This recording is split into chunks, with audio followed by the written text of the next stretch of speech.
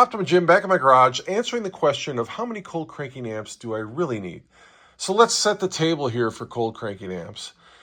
The number of amps delivered at 0 degrees Fahrenheit for at least 30 seconds while maintaining at least 7.2 volts is how cold cranking amps are measured.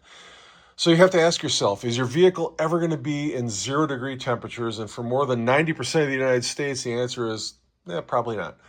And is your vehicle going to crank for 30 seconds? Even a diesel probably won't need to crank for 30 seconds. So understand that premise when you're dealing with cold cranking amps. What you should probably do is buy a battery that has as many cranking amps or cold cranking amps as the OE manufacturer requires.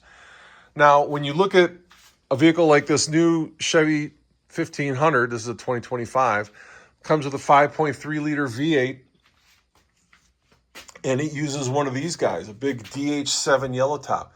That's an 880 cold cranking amp battery. It weighs 60 and a half pounds. Now you rewind to my 1992 Chevy half-ton, and it has an engine that's 7% bigger. It's a 350, a 5.7 versus a 5.3. This battery is 82% heavier than the battery needed for my 92 pickup. So what's the deal there? And it has 22% more cranking power. Why does a smaller engine need more cranking power and almost twice the weight? Well, the answer isn't about cold cranking amps. The answer is about reserve capacity and cycle life. And this truck is a start-stop vehicle. So when it comes to a complete stop, the engine turns off, and then when you press on the accelerator, it starts up again, just like a golf cart. And that's a lot more cycling than batteries used to see back in 1992. And then you can see the size of this battery.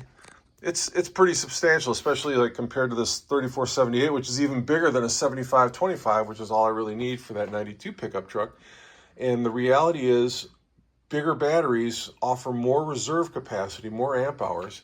And this new truck has OnStar in it, and it has satellite radio access, and there's a lot of stuff that's running on that truck, even when the engine's not running. So you just need a bigger battery with more reserve capacity. So when you're shopping for a battery, make sure you look into that and understand that it's not always necessarily about cold cranking amps, and it might not even be a factor where you live. I live in Florida, and never going to need to worry about that 880 cold cranking amps. So when you're battery shopping, keep in mind that your newer, more modern vehicles may require more reserve capacity, more amp hours. This is an 80 amp hour battery, and this smaller guy right here is only a 50 amp hour battery. And 80 amp hours is a lot, but it will give you more cycle life, and it will give you more depth of discharge when you need it. So cold cranking amps, not the end-all be-all that sometimes they're marketed to be. It's great if you live in really cold climates, and even where I used to live in Wisconsin, we would see 0 for a couple days of the year. But I have my car in the garage, and even when it was 0 outside, it's probably 20 degrees warmer in my garage. And that's probably the case for a lot of places in the country. And we didn't have a lot of 0 degree days in Wisconsin where they do have them. Even in Minnesota, same kind of deal. Some, but not a ton.